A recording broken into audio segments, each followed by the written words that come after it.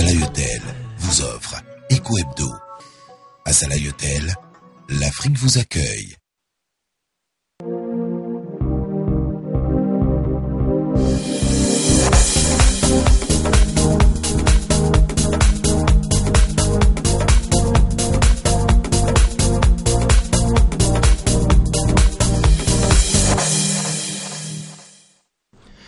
Mesdames, Messieurs, merci de nous recevoir chez vous et bienvenue à votre émission économique hebdomadaire Eco Hebdo. Tout le plaisir est pour moi de vous retrouver de nouveau.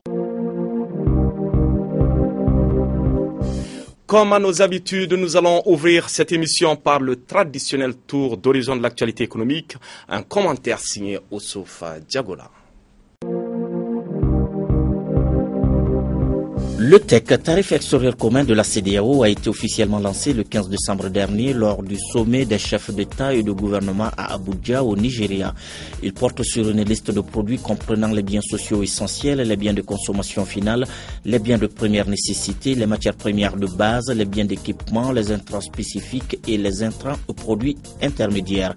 4 taux ont été retenus, 0%, 5%, 10% et 20%. Le tarif extérieur commun entrera en vigueur le 1er janvier 2015. Le TEC consacre ainsi l'union douanière de l'espace CEDEAO.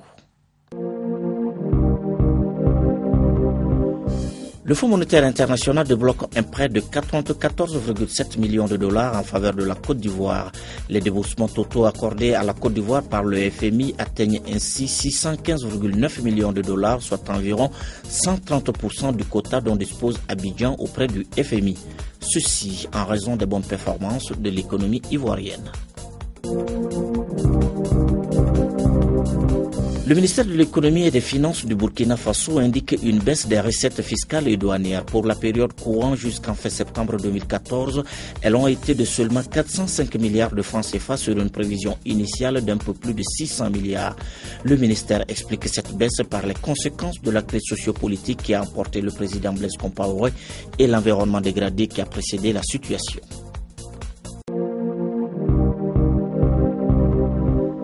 La table ronde des bailleurs de fonds du Togo récemment tenue à Lomé fait état des défis en matière d'énergie électrique qui nécessiteraient des investissements de plus de 922 milliards de francs CFA pour des projets à réaliser à l'horizon 2028. Le plan directeur d'investissement et de développement de la compagnie énergie électrique du Togo, CEET, sur la période concernée nécessite la mobilisation, rien que pour le volet distribution de l'énergie électrique, d'une enveloppe de 170 milliards de francs CFA, un investissement qui se fera sur 3 périodes de 5 années chacune face à l'extension à grande vitesse des agglomérations.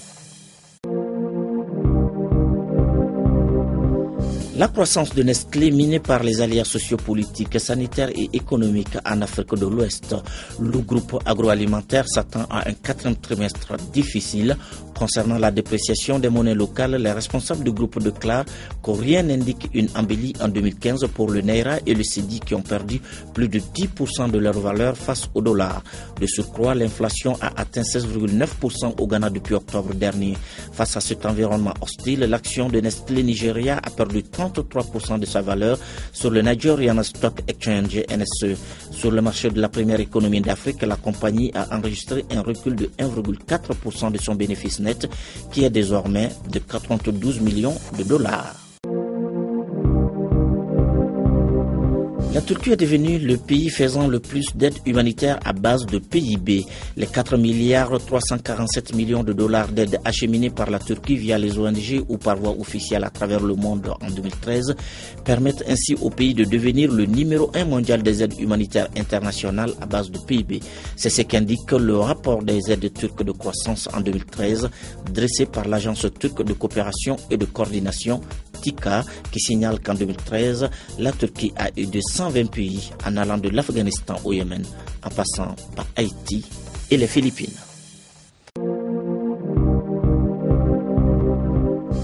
Merci Oussouf Diagola pour ce tour d'horizon complet de l'actualité économique sur le continent. À présent, nous allons partir directement en Guinée-Conakry où nous allons commencer cette émission 60 millions d'euros, c'est le montant mis à la disposition de la Guinée-Conakry par la Banque européenne d'investissement.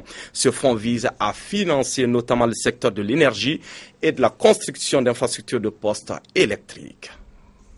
Une bouffée d'oxygène pour l'entreprise nationale Électricité de Guinée. 60 millions d'euros, c'est le montant mis à la disposition de la Guinée par la Banque européenne d'investissement sous forme de prêts au prix de maintes négociations. Ce financement qui rentre dans le cadre du plan de redressement du secteur de l'électricité devrait couvrir la réhabilitation des centrales des grandes chutes de Banéa et Donkea, la construction des postes électriques haute et moyenne tension à Sonfonia-Casse, la réhabilitation des postes électriques de Kipé et Sonfonia, plus le réseau de distribution dans les communes de Dixine, Ratoma et Matoto. Le tout associé aux 2 centres de commande pour la répartition. C'est le ministre des Finances et le vice-président de la Banque européenne d'investissement qui ont signé l'accord de financement paraphé par l'ambassadeur de Guinée à Bruxelles. La banque a accompagné le financement de 2 mesures exceptionnelles et c'est aussi réalisé dans un très court terme. Et avec ce nouveau financement, la BOI manifeste sa volonté d'augmenter ses interventions à votre pays. Ce projet de réhabilitation, qui devrait s'étendre de 2015 à 2018, est soutenu par plusieurs bailleurs de fonds pour une enveloppe globale de 160 millions d'euros. Les 100 millions ont été déjà financés par la Banque mondiale, la Banque africaine de développement, la Banque islamique de développement, le Fonds cohésien et l'État guinéen, ce qui du coup fait de la Banque européenne d'investissement le plus gros bailleur du projet. C'était donc là un reportage de nos confrères de la radio-télévision guinéenne. Nous recevons à présent notre invitée en la personne de Madame Berté Miniam Bengali. Elle est directrice générale de CICF, Centre international pour le conseil et la formation. Madame Berté, bonsoir. Bonsoir, monsieur Diak. Merci de l'honneur que vous nous faites en acceptant de venir sur le plateau de Eco Hebdo. C'est moi qui vous remercie. Alors, vous venez de suivre avec nous ce reportage de la télévision guinéenne, 60 millions d'euros, montant qui a été mis à la disposition de la Guinée-Conakry par la Banque européenne d'investissement pour financer le secteur de l'énergie. Quelles sont vos réactions au regard de cet élément? Tout à fait. Merci, monsieur Diakité. Ce financement vient à point nommé pour la Guinée qui sait que depuis quelques années, ils avaient des difficultés à retourner à l'ordre constitutionnel normal. Ceci étant fait, nous voyons depuis quelque temps que les investisseurs reviennent en Guinée. La Guinée est un des pays de la sous-région qui regorge le plus de ressources naturelles dans l'espace UEMOA. Donc nous pensons qu'avec ces fonds mis à leur disposition, ils pourront développer un certain nombre de secteurs et dans un avenir proche devenir un pays émergent. C'est vrai qu'avec la crise Ebola qui les a un peu ébranlés ces derniers temps, nous espérons et nous souhaitons vivement que ce fléau soit endigué dans les meilleurs délais pour permettre à la Guinée de reprendre le travail comme il se doit. De renouer avec la croissance, nous le savons, le secteur de l'énergie est un secteur vital pour l'économie. Alors de la Guinée-Conakry, nous allons partir directement en Côte d'Ivoire. La Côte d'Ivoire a inauguré dans la journée du mardi dernier le 3e pont enjambant la lagune d'Abidjan, sa capitale économique. Un chantier colossal, symbole du mandat du président ivoirien Alassane Dramane Ouattara arrivé au pouvoir en 2011. Des milliers de personnes ont assisté à la cérémonie d'inauguration de cet ouvrage qui portera désormais le nom de l'ancien président Henri Konan Bédié. Le 3e pont d'Abidjan, d'une longueur de 1500 mètres, a nécessité plus de 2 ans de travaux qui ont mobilisé 1400 personnes. Écoutons ensemble le président ivoirien Alassane Dramane Ouattara. Président Henri Konan Bédié, cher aîné, vous êtes un homme d'État. Oui, vous êtes un homme de confiance. Vous êtes un homme d'engagement. Vous êtes un homme de parole. Vous êtes un modèle pour toutes les générations et notamment pour les jeunes. Je suis particulièrement heureux et fier de l'occasion qui m'est donnée aujourd'hui de contribuer à la reconnaissance que vous doit la nation ivoirienne. Cette inauguration me donne ainsi l'occasion de vous remercier à nouveau pour votre contribution au retour de la paix dans notre pays. Je veux donc remercier en tout premier lieu Monsieur le Président Alassane Ouattara, bâtisseur infatigable, nouveau développeur de ce beau pays,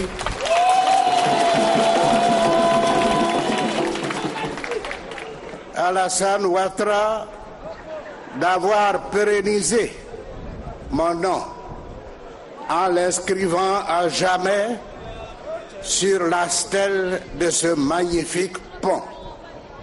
À vrai dire, je suis simplement ému et reconnaissant à lui et à tout son gouvernement pour avoir repris ce projet et l'avoir réalisé. Troisième pont pour la Côte d'Ivoire qui portera désormais le nom de l'ancien chef d'État Henri Konan Bédié. Nous venons d'écouter les deux hommes d'État. Le premier, le président Alassane Dramane Ouattara, président de la Côte d'Ivoire. Quelles sont vos réactions, Madame Berthet? Nous voyons quand même c'est un chef-d'œuvre, ce troisième pont. La Côte d'Ivoire, depuis un certain temps, est en marche vers le développement. La Côte d'Ivoire est en chantier. Qui connaît ce pays sait que ces dernières années, les infrastructures sont vraiment la priorité du président de la République. C'est à saluer. Nous sommes dans un contexte où le principal maître d'ouvrage de ces infrastructures était le plus souvent l'État. Maintenant, il se trouve que le secteur privé s'intéresse à ce secteur. Ce qui dénote le fait qu'on dise qu'il faut un droit de passage pour pouvoir pratiquer le pont. Il faut une campagne de sensibilisation de la population pour qu'elle puisse accepter cet état de fait et se dire que les choses évoluent et les temps évoluent. Nous avons vécu ici en 1999 la société du pont de Caille et nous savons comment ça s'est dénoué. Mais il faudrait vraiment sensibiliser la population pour qu'elle accepte et qu'elle sache que tous les investissements ne sont pas à proprement parler ceux de l'État. Et qu'il y a des secteurs privés qui s'intéressent à ces domaines. Il faudrait faire avec pour pouvoir émerger les pays comme les nôtres.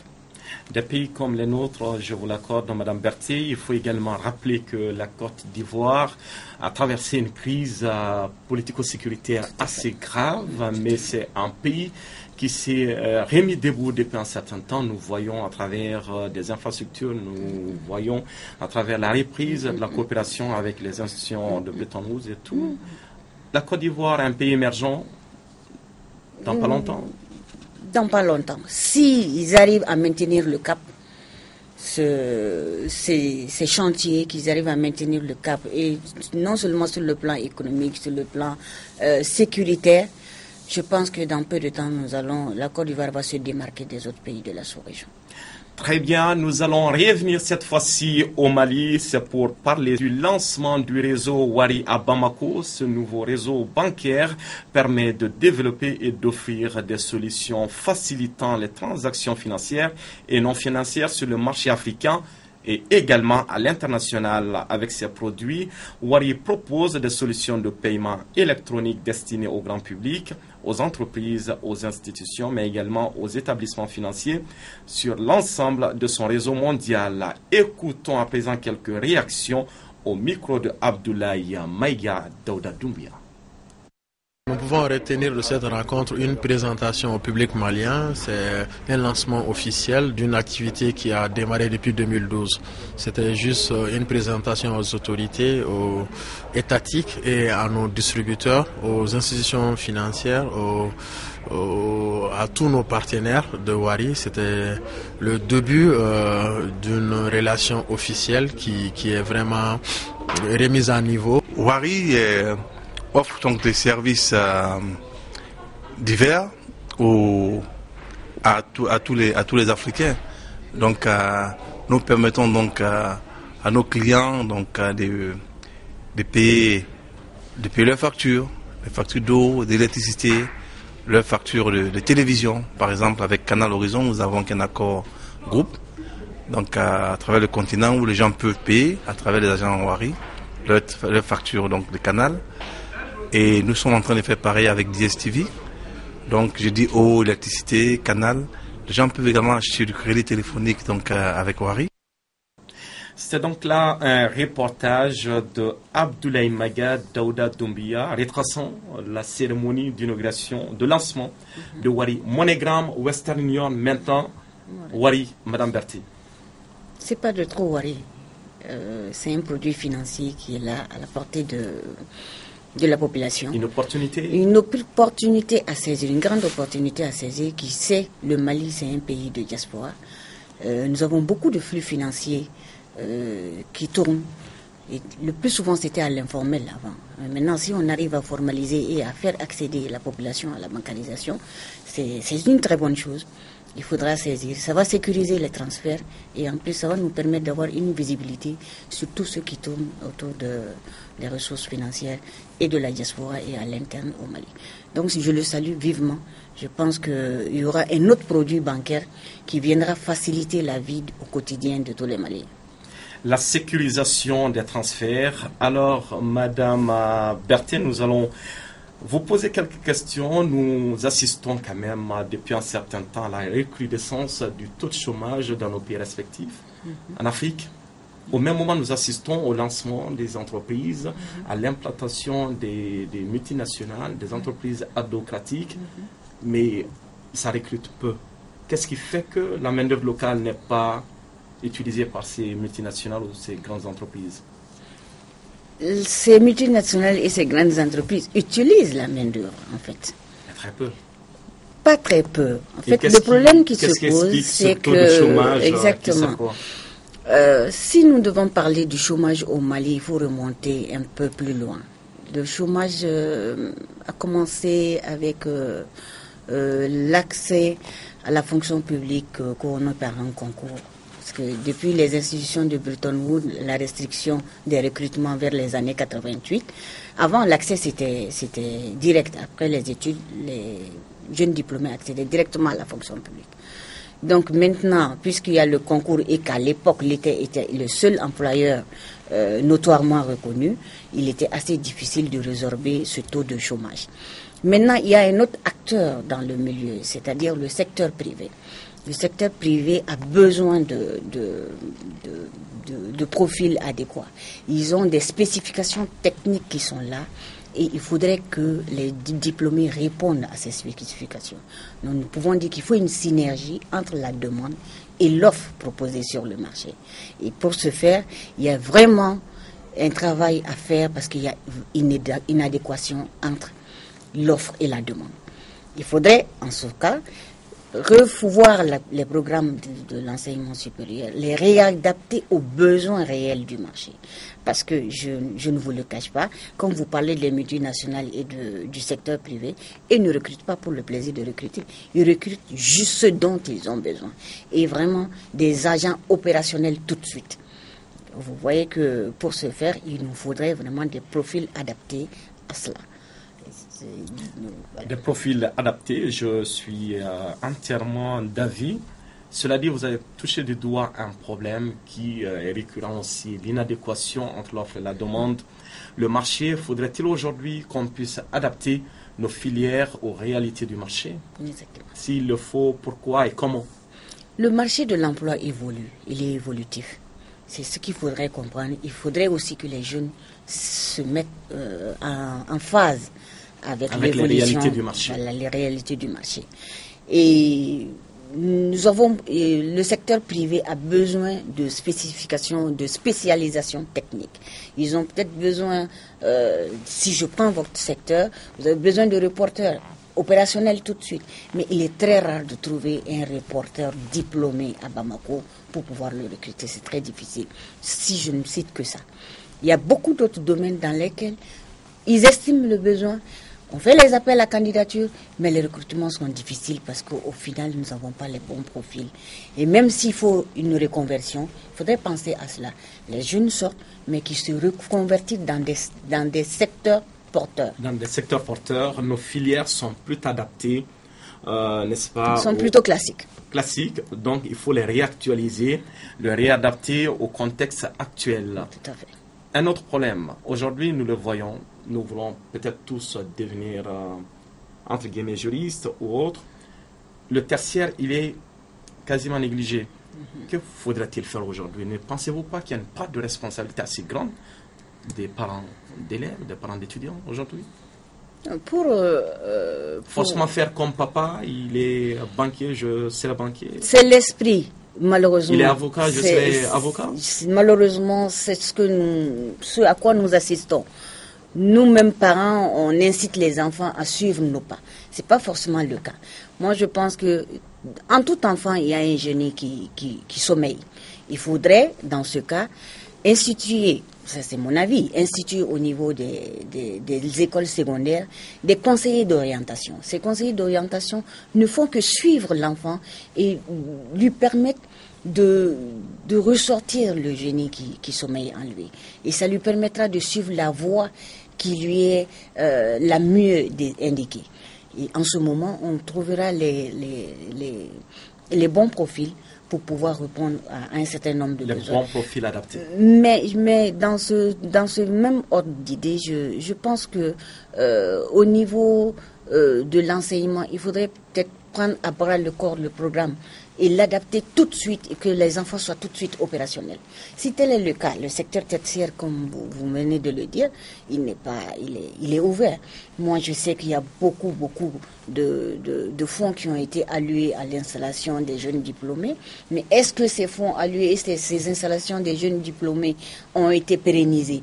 Est-ce que nous avons des statistiques qui nous démontrent que ceux qui ont pris l'initiative de se mettre à leur compte, de créer des entreprises, et sont vraiment en train d'enrichir le secteur du développement, le secteur de l'emploi du Mali? Ça, c'est un grand point d'interrogation. Il faut peut-être faire un feedback, revoir les financements des jeunes, les amener eux-mêmes à créer leurs propres projets, à imaginer leurs propres projets et à se mettre en compte, tout en les impliquant depuis le départ jusqu'au bout de la chaîne. En ce moment, on verra peut-être que ça soit une occasion pour eux de se faire valoir. Et ça sera un moyen de résorber le taux de chômage. Un moyen important de résorber le chômage. Vous qui êtes dans le secteur de recrutement, quels sont généralement les handicaps que vous constatez au niveau de ces jeunes fraîchement sortis d'école? Ils ne sont pas tout de suite opérationnels? On pourrait dire ça comme ça. Trop de pratique? Trop de théorie, pas de pratique et à la limite... C'est comme quelqu'un qui fait communication, il sort avec une maîtrise ou un master. Il n'a jamais touché à un micro, il n'a jamais manipulé la caméra, on ne lui a jamais appris à faire un montage, à faire une collecte technique. Comme vous voulez vous-même de le caricaturer, je suis tout à fait d'accord avec vous. Le problème majeur des recruteurs, c'est d'abord le problème de niveau. Le problème de niveau des jeunes diplômés. Les jeunes diplômés ne sont pas tout de suite opérationnels. Et il y a des difficultés énormes à leur trouver des stages de qualification. Sinon, pas de stage de qualification. Et qu'à l'école, on ne fait que la théorie, vous êtes d'accord avec moi que ça sera très difficile pour insérer ces jeunes-là sur le marché du travail. Et ce que je déplore et que je remarque, c'est que de plus en plus, avec l'intégration, nous enregistrons beaucoup plus de candidatures qui viennent de nos pays voisins que des candidatures des jeunes du Mali. Et même si ils postulent, il se trouve que le plus souvent, c'est pas très compétitif. Nous sommes en partie tous responsables de ce type. Et ça, vous l'expliquez comment? C'est parce que le niveau est relativement bas. C'est le niveau. Qu'il faudrait revoir les programmes et que les spécialisations soient vraiment un cheval de bataille de l'enseignement supérieur. On ne peut pas être tous juristes, on ne peut pas être tous comptables ou économistes. Il y a beaucoup d'autres filières qui sont porteurs. Nous voyons ces dernières années qu'on veut redynamiser la filière agricole. C'est une très bonne chose. Ça nous permettra non seulement d'améliorer la productivité, mais en plus de résorber le taux de chômage qui est inquiétant pour nous tous, parce que dans chaque famille, nous en avons. Donc, nous pouvons revoir les filières techniques, les améliorer et faire des reconversions s'il le faut, et amener les jeunes à accepter et à aimer, à leur dire qu'ils peuvent faire carrière dans ces différentes filières.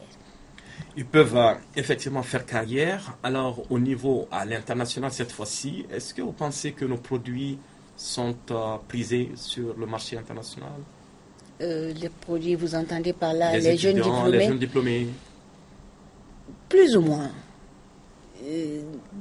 Ça dépend du jeune lui-même. Moi, je le dis comme ça. Ça dépend du jeune lui-même. On part à l'université. Il n'est pas dit que tous les savoirs se trouvent au niveau de l'université.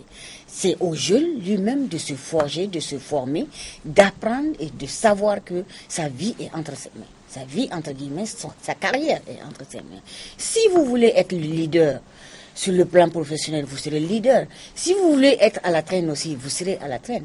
Moi, je pense que les enseignants font le minimum, mais la majorité, vraiment la plupart des tâches à accomplir, c'est l'étudiant lui-même. Des étudiants qui ont fait des écoles à l'extérieur, souvent sont moins compétitifs que ceux qui ont fait l'ENA d'ici, et vice-versa. Donc, à ce niveau, je ne saurais dire exactement quel est le problème. Alors, Madame Berthier, si on vous posait la question à savoir, que faudrait-il faire aujourd'hui? Nous avons parlé d'inadéquation entre la formation et l'offre sur le marché. Nous avons également touché du doigt le faible niveau des apprenants et le système lui-même, parce qu'il faudrait qu'on puisse quand même amener une symbiose parfaite entre la pratique et la théorie. Il faudrait que la pratique puisse prendre le dessus sur la théorie dans nos écoles, dans nos centres de formation. Et vous qui êtes dans le secteur du recrutement, quels sont très généralement les secteurs qui sont demandeurs d'expertise? Très généralement, on vous demande de recruter quel profil? Ça dépend des entreprises. Non seulement des entreprises, mais quelle est cette spécialité qu'on retrouve très peu au niveau des Maliens en termes de qualification? Les spécifications techniques. C'est-à-dire, je sais par exemple qu'il y a très peu de staffeurs maliens. Il y a très peu de staffeurs, il y a très peu de carreleurs, et il y a très peu de plombiers diplômés. J'entends par là. Tous ces domaines, ces corps de métier, ils apprennent sur le tas. Mais des efforts ont été fournis ces dernières années, c'est vrai, il faut le souligner, afin de faire une transition entre l'apprentissage sur le tas et la formalisation de ces corps de métier. Nous sommes là-dessus, mais le problème majeur qui se pose, c'est que les jeunes pensent que être staffeur et carreleur n'est pas un métier d'avenir, alors que c'est tout à fait le contraire. Le Mali, je l'espère bien, dans un avenir proche, va être un pays émergent et dans ce cas, un pays demandeur de ces métiers, de ces corps de métiers techniques. Et nous allons avoir, comme nous assistons à cela tout de suite, nous avons parlé de la Côte d'Ivoire qui est un pays en chantier. Le Mali, de plus en plus, va être en chantier et nous aurons besoin de qualification de ce genre pour pouvoir mener à bien le travail. Il faut le souligner que dès à présent, à défaut d'avoir ces carreleurs et ces staffeurs, nous faisons appel à d'autres expertises internationales. Il faudrait que la tendance soit renversée. Et ça nous fait des manques à gagner. Terriblement. Merci Madame Berthier. Je rappelle que vous êtes la directrice générale du Centre international pour le conseil et la formation. Et vous étiez notre invité pour ce numéro de Eco Hebdo. Nous vous remercions pour cet honneur que vous nous faites, Madame. C'est moi qui vous remercie. On s'est dit à très bientôt. Inch'Allah. Inch'Allah. Allez, merci à vous également, chers téléspectateurs, d'avoir bien voulu suivre cette émission. Je vous donne rendez-vous la semaine prochaine pour d'autres actualités économiques sur la panafricaine Africa Télévision. Merci et portez-vous bien. Au revoir.